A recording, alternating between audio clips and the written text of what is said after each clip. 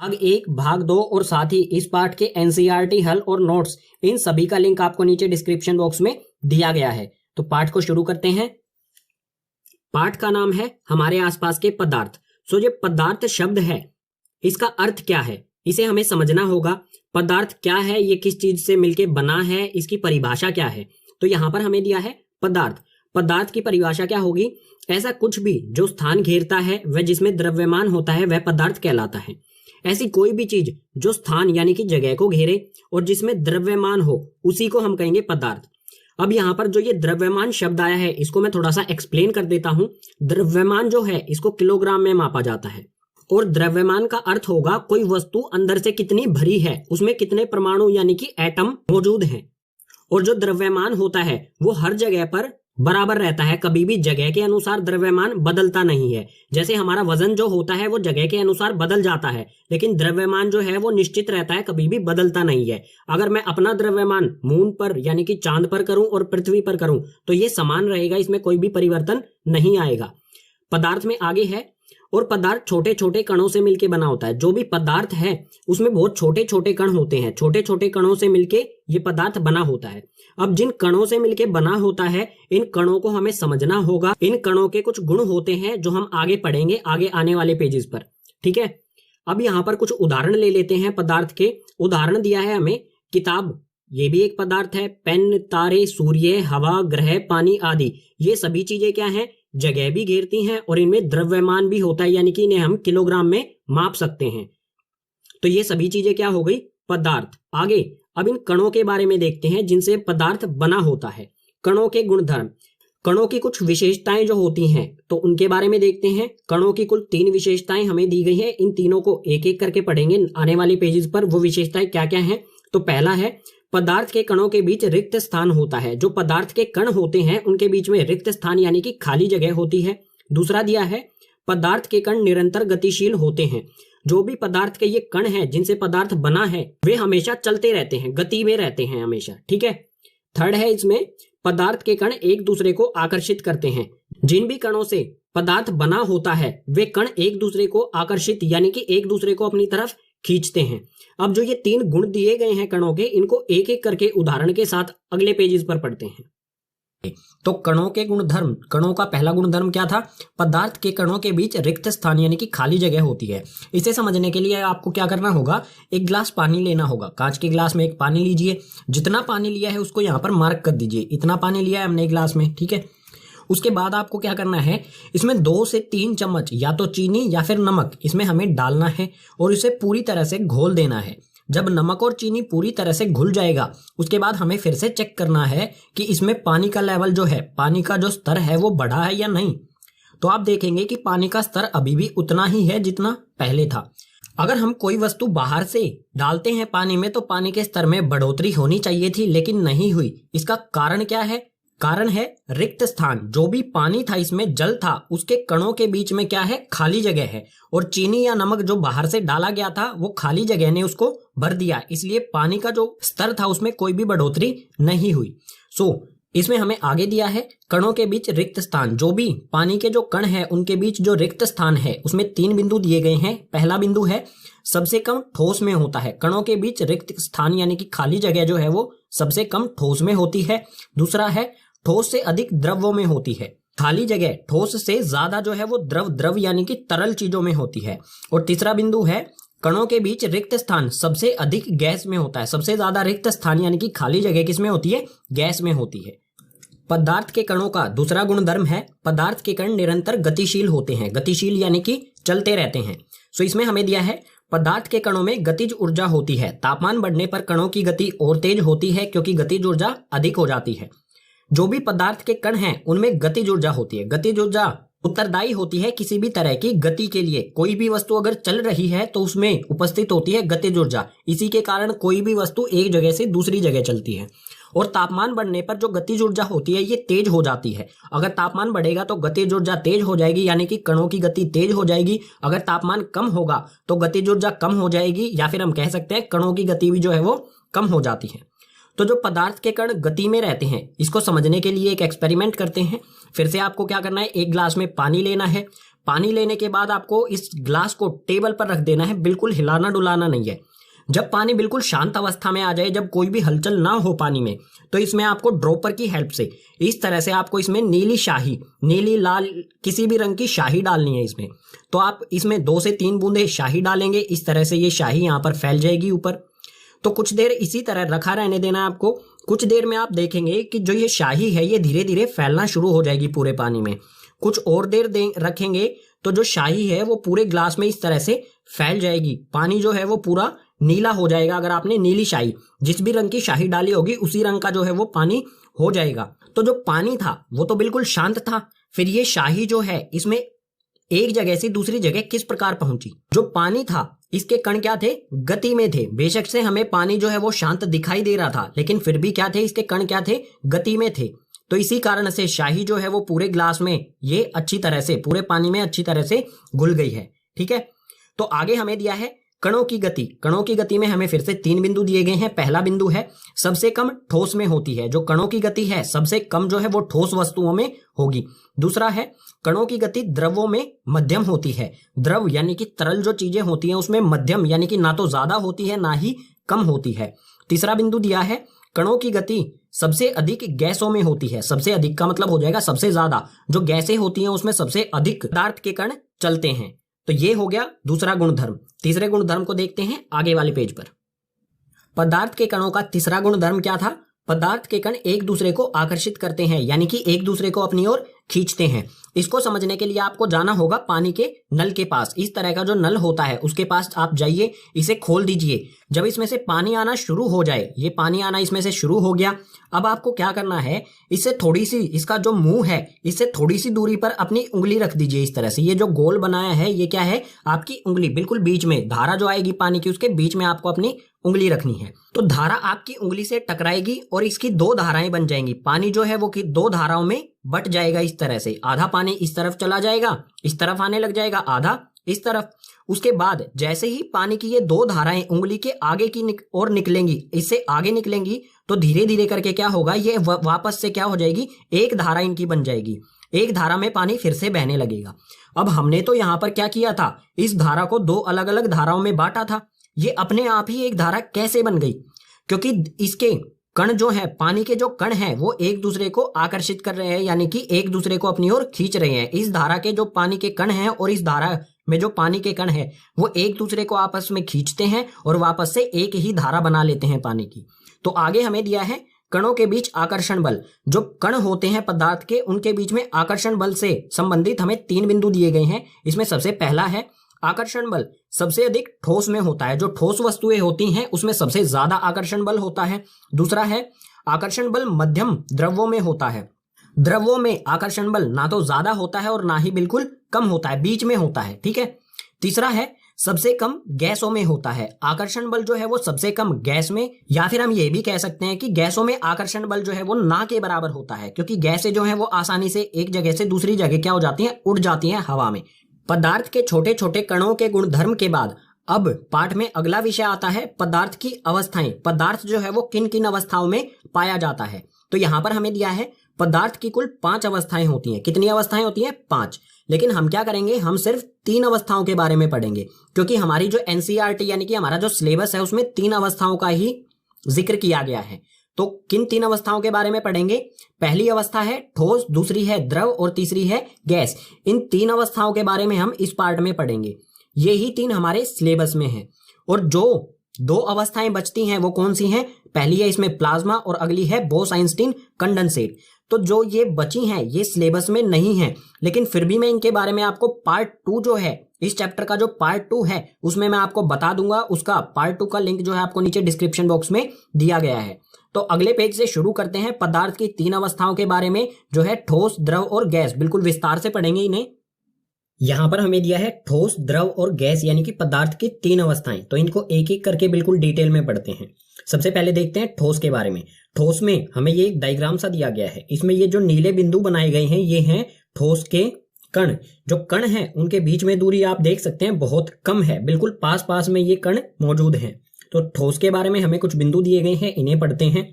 ठोस जो है उनका आकार निश्चित आकार होता है। आकार यानी कि उनका साइज जो है वो निश्चित रहता है, अपने आप कभी भी नहीं बदलता है। आगे है निश्चित विमाएं। ठोस की निश्चित विमाएं यानी कि साइड्स होती हैं, निश्चित साइड्स। कभी भी एक ऐसा नहीं होगा कि ठोस जो है वो एक साइड से बढ़ जाए या घट जाए। अगला है कठोर। ठोस वस्तुएं जो हैं वो सभी क्या है, कठोर होती हैं। आगे है असंपीड्य। असंपीड्य यानी कि जो ठोस चीजें होती हैं उनको संपीड़ित नहीं किया जा सकता है। संपीड़ित यानी कि प्रेशर, दबाव डालकर उनका साइज जो है वो बदल नहीं सकते हैं हम। और आगे है निश्चित आयतन। और आयतन भी ठोस वस्तुओं का निश्चित होता है। उदाहरण के लिए यहां पर हम ले लेंगे ठोस के क्या उदाहरण हो सकते हैं, मेज हो गया, ईंट हो गया। जो रबर बैंड होता है उसको अगर हम खींचेंगे तो उसका साइज चेंज हो जाता है, उसका आकार चेंज हो जाता है। तो उसका आकार चेंज होने के बावजूद भी उसे हम ठोस कहते हैं। क्यों कहते हैं? क्योंकि उसका आकार अपने आप चेंज नहीं होता है, हम बाहरी बल लगाते हैं तब चेंज होता है। ठीक है, इसलिए जो रबर बैंड होगा उसे भी हम ठोस कहेंगे। द्रव के जो कण होते हैं वो आप देख सकते हैं ठोस की अपेक्षा इनका जो दूरी है, इनके बीच की जो दूरी है वो ज्यादा है। तो द्रव के बारे में हमें पहला बिंदु दिया गया है अनिश्चित आकार। द्रव जो चीजें होती हैं उनका आकार अनिश्चित होता है। जिस भी बर्तन में द्रव को डाला जाएगा वो उसी बर्तन का आकार ले लेते हैं। दूसरा है अनिश्चित विमाएं। को किसी भी एक जगह से, जैसे पानी क्या है, द्रव, तो पानी को किसी भी एक साइड से जगह मिल जाएगी निकलने की, तो वो एक साइड से निकल के चला जाएगा। ठीक है, बहकर वो आगे बढ़ जाएगा। द्रव के बारे में आगे दिया है बहाव। जो द्रव चीजें होती हैं वो बहती हैं, उनमें बहाव होता है, वो एक जगह से दूसरी जगह बहकर जा सकती हैं। द्रव में आगे है कम संपीड्य।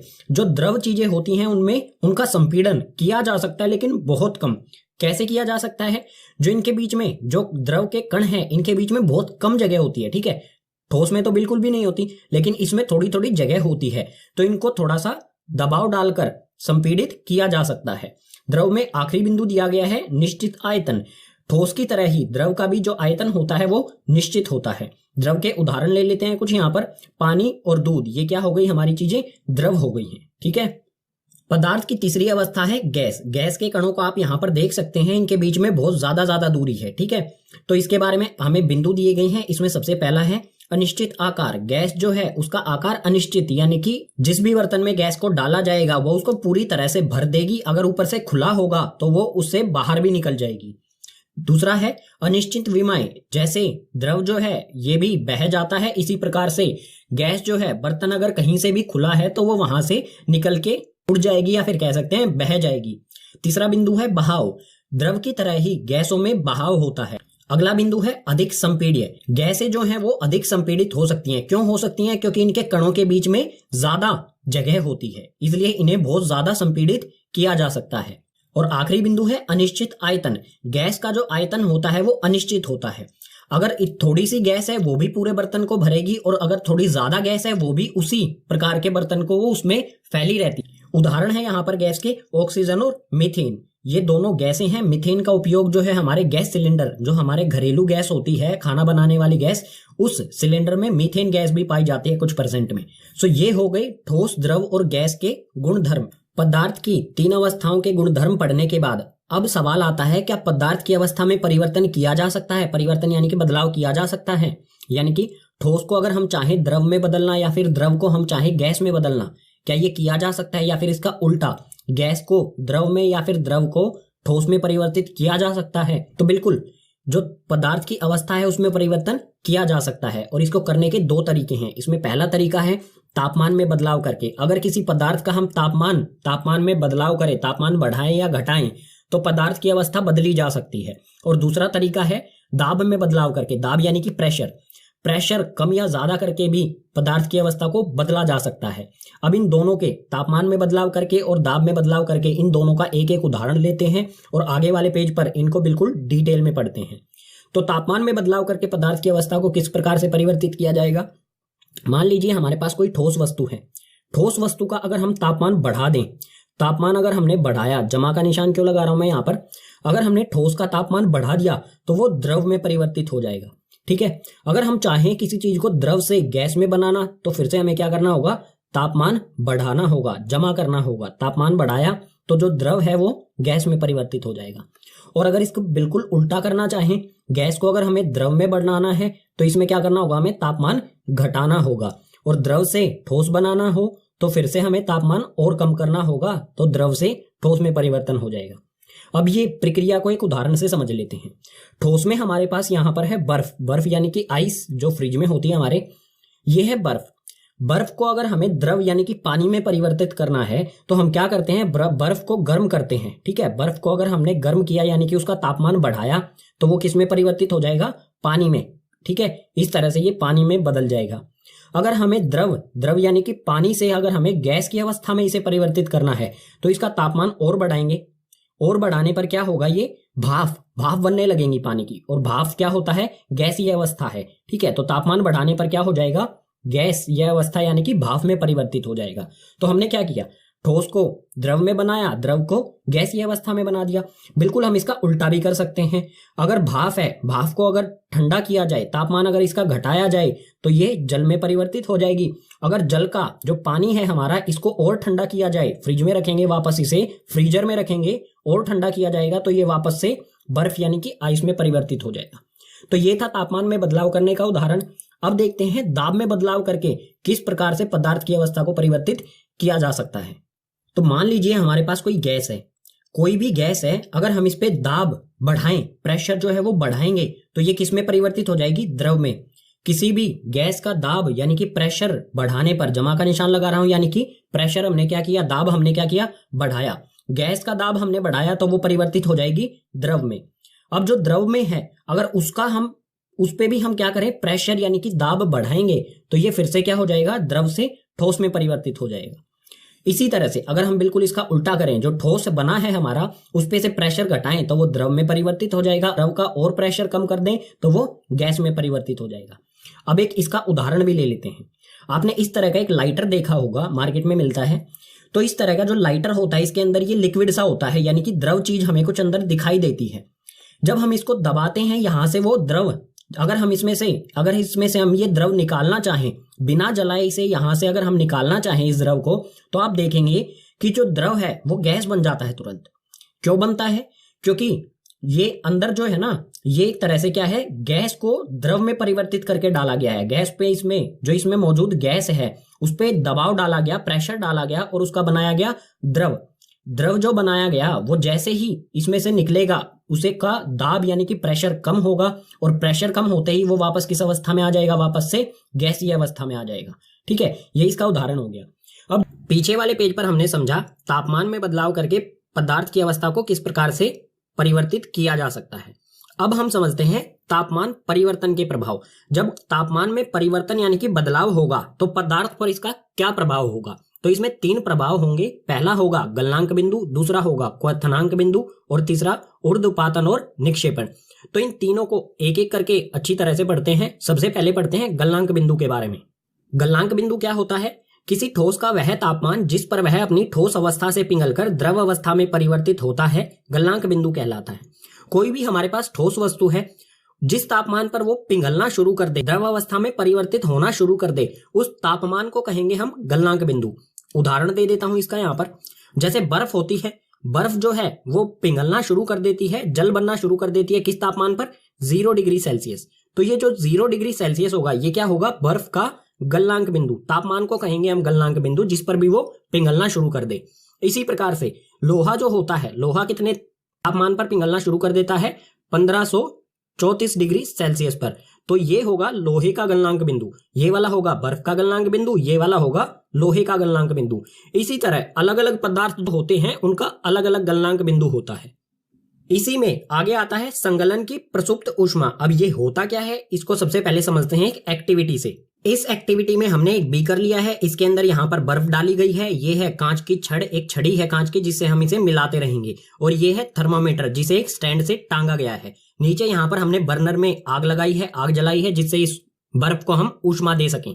बर्फ का तापमान होता है माइनस में, -4 डिग्री 3 डिग्री के आसपास होता है। तो जब इसे ऊष्मा देना शुरू करेंगे तो तापमान जो है वो धीरे धीरे बढ़ना शुरू करेगा। -4 से -3 पर आएगा, फिर उसके बाद और बढ़ेगा -2, उसके बाद -1 और फिर आ जाएगा 0 पर। 0 डिग्री पर ये बर्फ जो है धीरे धीरे करके पिघलना शुरू हो जाएगी। क्यों? क्योंकि 0 डिग्री सेल्सियस क्या है, बर्फ का गलनांक बिंदु। गलनांक बिंदु पर कोई भी वस्तु क्या होती है, पिघलना, द्रव अवस्था में आना शुरू हो जाएगी। तो आप देखेंगे अब जो तापमान है वो नहीं बढ़ रहा है, कुछ देर तक तापमान नहीं बढ़ेगा जब तक कि सारी बर्फ बिल्कुल पिघल नहीं जाती, तब तक तापमान बढ़ेगा ही नहीं, 0 डिग्री सेल्सियस पर आकर ये रुक जाएगा। तो हम लगातार ऊष्मा दे रहे थे, फिर भी तापमान में कोई भी वृद्धि यानी कि बढ़ोतरी नहीं हो रही थी। ऐसा क्यों हो रहा था? तो ये हो रहा था संगलन की प्रसुप्त ऊष्मा के कारण। जो बर्फ है वो ऊष्मा यानी कि इस एनर्जी का यूज किस प्रकार से कर रही थी? अपना अवस्था बदलने के लिए।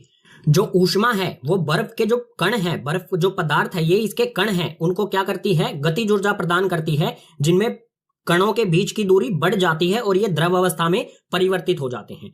तो ये किस प्रकार की ऊष्मा है? संगलन की प्रसुप्त ऊष्मा, जो क्या होती है? जो ठोस को द्रव में परिवर्तित करती है। इसकी परिभाषा पढ़ते हैं। वायुमंडलीय दाब पर 1 किलोग्राम ठोस को उसके गलनांक पर द्रव में बदलने के लिए जितनी ऊष्मा ऊर्जा की आवश्यकता होती है उसे संगलन की प्रसुप्त ऊष्मा कहते हैं। वायुमंडलीय दाब यानी कि जो हमारे चारों तरफ हवा है उसका दाब यानी कि प्रेशर, उस पर 1 किलोग्राम ठोस, कोई भी 1 किलोग्राम ठोस है उसको उसी पदार्थ के गलनांक यानी कि ऐसे तापमान पर जिस पर वो गलना शुरू हो जाए, द्रव अवस्था में आना शुरू हो जाए, उस तापमान पर उसको द्रव में बदलने के लिए जितनी ऊष्मा लगेगी उसी को कहेंगे संगलन की प्रसुप्त ऊष्मा। ये काफी इंपॉर्टेंट है, कई बार आपसे एग्जाम में पूछा जाएगा, तो इसको अच्छी तरह से समझ लें।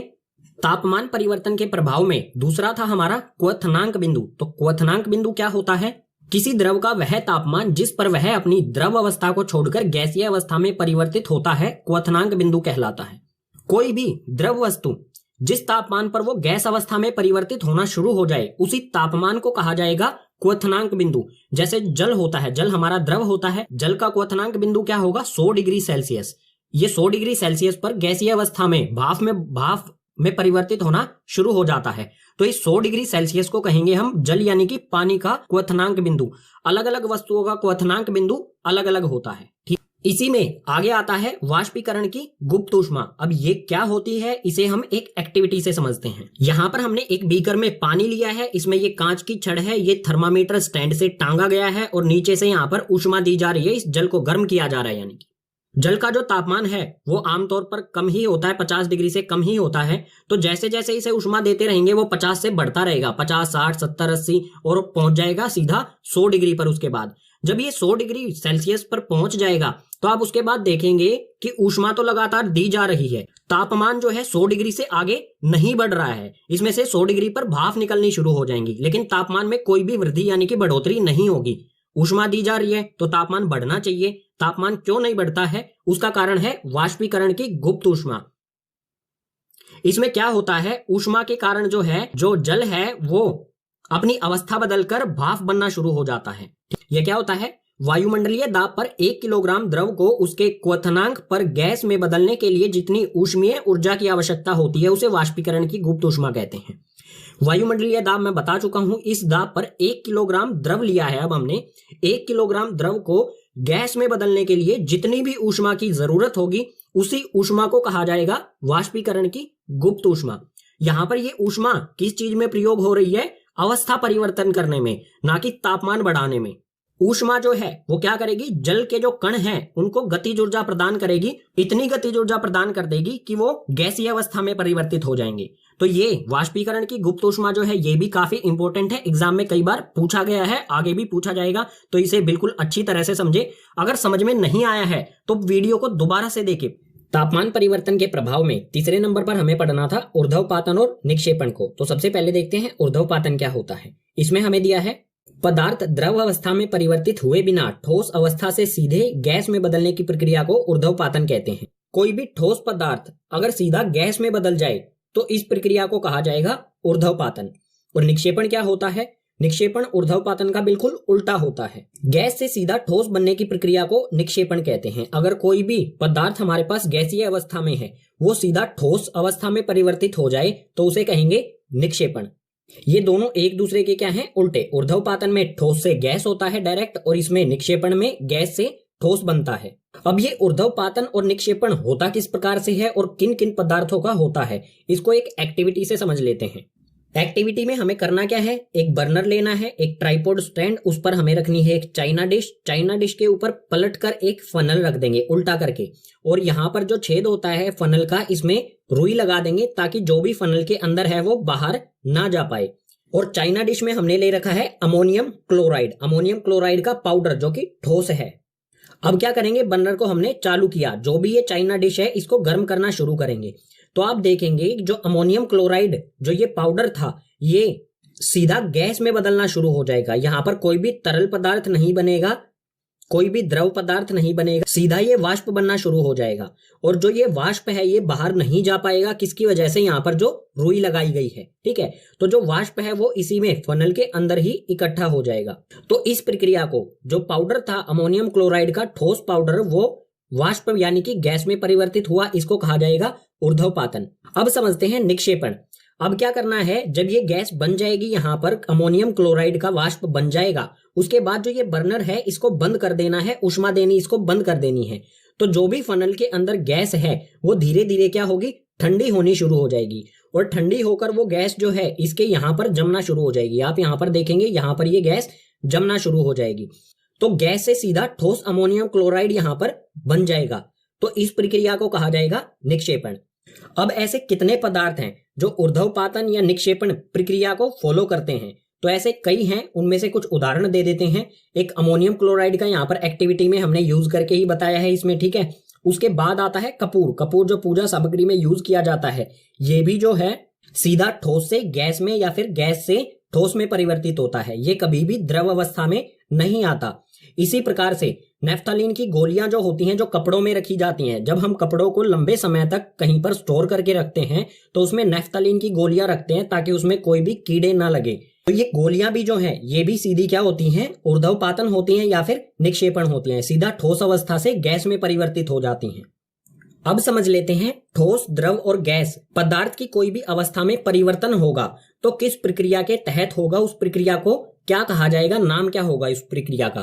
तो यहां पर हमें दिया है, यहां पर ये है ठोस, यहां पर है द्रव और यहां पर है गैस। अगर ठोस से कोई भी वस्तु द्रव में परिवर्तित होगी तो उसे कहा जाएगा संगलन प्रक्रिया, ठीक है। इसी प्रकार से आगे द्रव से अगर गैस बन रही है तो उसे कहा जाएगा वाष्पीकरण, और गैस से अगर ठोस बन रहा है तो पीछे वाले पेज पर ही हमने अभी पढ़ा है, उसे कहा जाएगा निक्षेपण। और बिल्कुल इसका उल्टा करें हम, ठोस से अगर गैस बनती है तो इस प्रक्रिया को कहेंगे ऊर्ध्वपातन, पीछे वाले पेज पर ही पढ़ा था। अगर गैस से अगर द्रव बन रहा है तो उसे कहेंगे हम संघनन, ठीक है। याद रखनी है आपको ये सारी चीजें। और द्रव से ठोस बने तो उसे कहेंगे हम जमना। जब जल होता है उसको हम बर्फ बनाते हैं तो क्या कहते हैं, हमने बर्फ जमाई है। इन सभी प्रक्रियाओं को आपको याद रखना है कि ठोस से द्रव या फिर द्रव से गैस या गैस से ठोस जब बनेगा, पदार्थ की अवस्था में परिवर्तन होगा तो कौन सी प्रक्रिया के तहत होगा। पीछे वाले पेजेस पर हमने पढ़ा तापमान परिवर्तन के प्रभाव। अब देखते हैं दाब परिवर्तन के प्रभाव। दाब यानी कि प्रेशर। किसी भी पदार्थ का दाब अगर परिवर्तन किया जाए यानी कि दाब में बदलाव किया जाए तो उसकी अवस्था पर क्या प्रभाव पड़ेगा। तो यहां पर हमें दिया है, यदि तापमान घटाने पर सिलेंडर में गैस लेकर उसे संपीड़ित करें तो कणों के बीच की दूरी कम हो जाएगी और गैस द्रव में बदल जाएगी। तापमान जब हम घटाएंगे तो जो कण है गैस के, उनकी गतिज ऊर्जा क्या होगी, कम होगी। गतिज ऊर्जा कम होने के कारण संपीड़ित करना, संपीड़ित यानी कि उस पर दाब डालना आसान होता है। दाब डालकर उसके कणों को पास पास में लाया जाएगा, और अगर कण पास पास में आ गए तो जो गैस है वो या तो द्रव में बदल जाएगी या फिर वो ठोस अवस्था में बदल जाएगी। दोनों में बदल सकती है, गैस जो है वो द्रव और ठोस दोनों में बदल सकती है जब दाब में परिवर्तन किया जाएगा। ये प्रक्रिया किस प्रकार से होगी इसे समझ लेते हैं। तो ये है हमारे पास यहाँ पर सिलेंडर के अंदर यहाँ पर ये गैस है, और ये है यहाँ पर पिस्टन, ठीक है। पिस्टन जैसे हमारी पिचकारी में होता है ना पिस्टन, उसी प्रकार से इस पर दबाव डाला जाएगा। जैसे ही इस पर दबाव डाला जाएगा और तापमान भी घटाया जाएगा तो जो ये कण है गैस के, ये पास पास में आएंगे। कण पास पास में आने से क्या होगा, जो ये गैस है ये क्या हो जाएगी, द्रव में परिवर्तित हो जाएगी। इसी प्रकार से जब ये गैस द्रव में परिवर्तित हो जाएगी, अगर इस पर और ज्यादा दाब डाला जाए, ज्यादा प्रेशर डाला जाए, तो जो ये गैस थी पहले द्रव में हुई, द्रव के बाद सीधा अब ये क्या हो जाएगी, द्रव से ठोस अवस्था में परिवर्तित हो जाएगी। और यहां पर एक बात और होगी, जो हमारी पहली ये वाली स्थिति थी, इसमें बहुत ज्यादा दाब यानी कि बहुत ज्यादा प्रेशर डाल दिया जाए तो गैस जो है वो सीधा किस में हो जाएगी, ठोस अवस्था में परिवर्तित हो जाएगी। आगे हमें ये दो बिंदु दिए गए हैं, इन्हें भी समझते हैं। दाब बढ़ने से कण नजदीक आते हैं, और कण अगर नजदीक आएंगे तो ये किस में होता है, या तो द्रव में होता है, अगर ज्यादा ही नजदीक आ गए तो वो ठोस बन जाएगी, ठीक है। इसी प्रकार से आगे अगला बिंदु दिया गया है, दाब घटने से कण दूर जाते हैं। अगर हम यहाँ पर क्या करें, जो ये ठोस बन गई है गैस, इस पे से दाब, यहाँ पर जो दाब है ये हटा लिया जाए तो गैस जो है वो किसमें, या तो द्रव में परिवर्तित हो जाएगी या सीधा गैस अवस्था में परिवर्तित हो जाएगी। यानी कि जो प्रक्रिया गैस को द्रव या फिर गैस को ठोस बनाने की थी, इसको उलट भी किया जा सकता है प्रेशर को कम करके। तो एक उदाहरण भी ले लेते हैं जब गैस को द्रव या फिर गैस को ठोस में परिवर्तित किया जाता है। तो इसका बिल्कुल आसान सा उदाहरण होगा एलपीजी। एलपीजी जो गैस है वो हमारे घरों में, जो घर में सिलेंडर होते हैं खाना बनाने वाली गैस के, उनमें एलपीजी गैस भरी जाती है। एलपीजी की फुल फॉर्म होती है लिक्विड पेट्रोलियम गैस, लेकिन हिंदी में क्या फुल फॉर्म होगी ये मैं आपको बताऊंगा पार्ट 2 में। तो अगर आपको पता है इसकी फुल फॉर्म तो नीचे आप कमेंट बॉक्स में लिख के बता सकते हैं, हिंदी मीडियम में बताना है, ठीक है। जो ये एलपीजी गैस होती है ये द्रव होता है। जो सिलेंडर होते हैं उसमें द्रव यानी कि जल की तरह तरल गैस होती है। ये प्रेशर अप्लाई करके, जैसे यहां पर गैस को हमने द्रव बनाया था, इसी प्रकार से एलपीजी जो होती है, जो गैस होती है, उसको द्रव बना के सिलेंडर में डाला जाता है, यानी कि दाब प्रेशर बढ़ा करके। एक और उदाहरण ले लेते हैं जिसमें गैस जो है वो सीधा ठोस अवस्था में परिवर्तित होती है। तो इसका उदाहरण हो जाएगा ठोस कार्बन डाइऑक्साइड। गैस को सिलेंडर में लिया, तापमान घटाने के साथ साथ हम क्या करेंगे, प्रेशर बढ़ाएंगे। प्रेशर ज्यादा बढ़ाने से क्या होगा, जो कार्बन डाइऑक्साइड है वो सीधा ठोस रूप में आ जाएगी। और जो ये ठोस कार्बन डाइऑक्साइड होती है इसे शुष्क बर्फ भी कहा जाता है। शुष्क बर्फ क्यों कहा जाता है, क्योंकि ये बिना द्रव अवस्था में आए सीधा गैस से ठोस या फिर ठोस से गैसीय अवस्था में परिवर्तित की जा सकती है। पार्ट में हमारा अगला विषय आता है वाष्पीकरण। वाष्पीकरण क्या होता है इसे एक एक्टिविटी से समझते हैं, उसके बाद इसकी परिभाषा जो लिखी हुई है उसे भी पढ़ेंगे। एक्टिविटी यानी कि क्रियाकलाप। तो इसके लिए हमें करना क्या होगा, एक गिलास पानी लेना है। एक गिलास पानी लेना है, उस पर निशान लगा देना है कि इस गिलास में कितना पानी है, इतना, ठीक है, ये निशान लगा दिया। इस गिलास पानी को एक दिन सुबह आप भर के रख दीजिए। उसके बाद इसको आपने छेड़ना नहीं है, बिल्कुल शांत अवस्था में इसे रखा रहने दीजिए। शाम को आपको फिर से इसका लेवल चेक करना है कि पानी अभी भी इसमें इतना है या कम हो गया। तो आप देखेंगे कि पानी का जो लेवल था इसमें से पानी कहीं ना कहीं गायब हो गया। पानी का जो लेवल है वो इतने से इतना, जो इससे ऊपर पानी था वो गायब हो चुका है कहीं। तो वो पानी कहाँ गया, तो इससे ऊपर जो भी पानी था वो क्या हो गया, वाष्प, भाप बनकर हवा में उड़ गया। इसी प्रक्रिया को कहा जाता है वाष्पीकरण। परिभाषा से बिल्कुल अच्छी तरह से समझते हैं इसे। यह सतह पर होने वाली प्रक्रिया है जिसमें द्रव पदार्थ में सतह के कण क्वथनांक से नीचे किसी भी तापमान पर वाष्प में बदलने लगते हैं। इस प्रक्रिया को वाष्पीकरण कहते हैं। वाष्पीकरण क्या होता है, सतह पर होने वाली प्रक्रिया। जो पानी की ऊपर की सतह है सिर्फ यहां से वाष्पीकृत होगा। क्वथनांक यानी कि उबलने वाले तापमान से कम तापमान पर, अगर उबलने वाले तापमान से किसी भी कम तापमान पर ये द्रव से गैस में बदल रहा है, भाप में बदल रहा है, तो कहा जाएगा वाष्पीकरण। वाष्पीकरण में आगे आता है वाष्पीकरण को प्रभावित करने वाले कारक, यानी कि ऐसी कौन कौन सी और कितनी वजह हैं जो वाष्पीकरण को बढ़ा सकती हैं या वाष्पीकरण को कम कर सकती हैं। तो ऐसी 4 वजह हैं जो यहाँ पर लिखी गई हैं, इनको एक एक करके समझते हैं। तो इसमें सबसे पहली वजह है सतह का क्षेत्रफल। सतह का क्षेत्रफल जो है वो वाष्पीकरण की दर को प्रभावित कर सकता है, कम भी कर सकता है और ज्यादा भी कर सकता है। किस तरह से करेगा ये उदाहरण के साथ समझते हैं। हमने क्या किया, एक कप में चाय ली, एक कप में चाय ली और एक प्लेट में चाय ली। जो कप के नीचे प्लेट होती है उसमें चाय ली, दोनों में चाय है। तो किसमें ज्यादा वाष्पीकरण होगा, वाष्पीकरण होगा प्लेट में ज्यादा। क्यों, क्योंकि इसकी सतह का क्षेत्रफल ज्यादा है। और वाष्पीकरण कौन सी प्रक्रिया होती है, सतह पर होने वाली प्रक्रिया। तो सतह अगर ज्यादा है तो वाष्पीकरण ज्यादा होगा, अगर सतह कम है तो वाष्पीकरण कम होगा। इसलिए प्लेट में वाष्पीकरण ज्यादा होगा और कप में वाष्पीकरण कम होगा।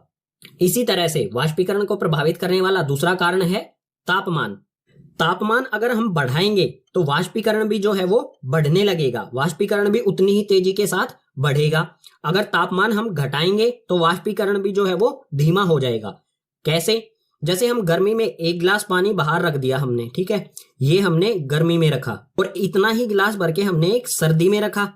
मान लीजिए ये सर्दी वाला है, वाष्पीकरण, ये दोनों ग्लास हमने बाहर रखे, एक गर्मी में भर के रख दिया, एक सर्दी में भर के रख दिया। तो आप देखेंगे कि गर्मी वाला जो ग्लास था, गर्मी के मौसम में जो बाहर रखा था, उसमें से पानी, ज्यादा पानी जो है वो वाष्पीकृत हुआ है। और सर्दी में जो ग्लास बाहर रखा था उसमें से कम पानी वाष्पीकृत हुआ है। तो गर्मी में क्या होता है, तापमान अधिक होता है, इसलिए वाष्पीकरण भी ज्यादा होगा। और सर्दी में पानी का वाष्पीकरण कम क्यों हुआ, क्योंकि तापमान जो है वो कम होता है। तापमान के साथ साथ वाष्पीकरण भी बढ़ता है। तीसरा कारण है वाष्पीकरण को प्रभावित करने वाला आर्द्रता। आर्द्रता का मतलब होता है नमी। अगर वायु में आर्द्रता अधिक है, ज्यादा है, तो वाष्पीकरण कम होगा। कम क्यों होगा? क्योंकि वायु में पहले से ही ज्यादा मात्रा में जल वाष्प मौजूद है। अगर आर्द्रता कम होगी तो वाष्पीकरण ज्यादा होगा। वाष्पीकरण को प्रभावित करने वाला चौथा कारक है वायु की गति। जो हवा है उसकी गति वो कितनी तेज चल रही है, ये भी कारण है वाष्पीकरण को प्रभावित करने वाला। अगर हवा तेज चल रही होती है तो वाष्पीकरण भी तेज होगा। अगर हवा धीमी चल रही होती है तो वाष्पीकरण कम होगा। आपने नोटिस किया होगा जब हम कपड़े धोकर सुखाते हैं तो हवा अगर तेज चल रही है तो जल्दी सूख जाते हैं, यानी कि जो कपड़ों में पानी है वो जल्दी वाष्पीकृत हो गया। अगर हवा धीमी चल रही है तो उस कपड़ों को सूखने में थोड़ा ज्यादा समय लगता है, क्योंकि वाष्पीकरण जो है वो कम हो रहा है। तो ये 4 ऐसे कारण हैं जो वाष्पीकरण को प्रभावित करते हैं और ये काफी इंपॉर्टेंट हैं, क्योंकि एग्जाम में यहां से आपका एक क्वेश्चन आएगा ही आएगा वाष्पीकरण वाले कॉन्सेप्ट से। वाष्पीकरण में एक और विषय आता है वाष्पीकरण से शीतलता, यानी कि वाष्पीकरण के कारण ठंडक होना। तो ये क्या होता है?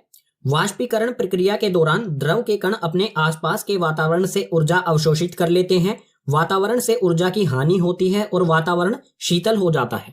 जब भी वाष्पीकरण होता है तो जो द्रव होता है, यानी कि जो भी हमारी तरल चीज, जो भी वाष्पीकृत होने वाली चीज है, द्रव है, उसके कण जो होते हैं वो अपने चारों तरफ से ऊर्जा यानी कि गर्मी को अवशोषित यानी कि सोख लेते हैं। गर्मी को सोख लेते हैं और अपनी अवस्था परिवर्तन कर लेते हैं उस गर्मी से, उस ऊर्जा से।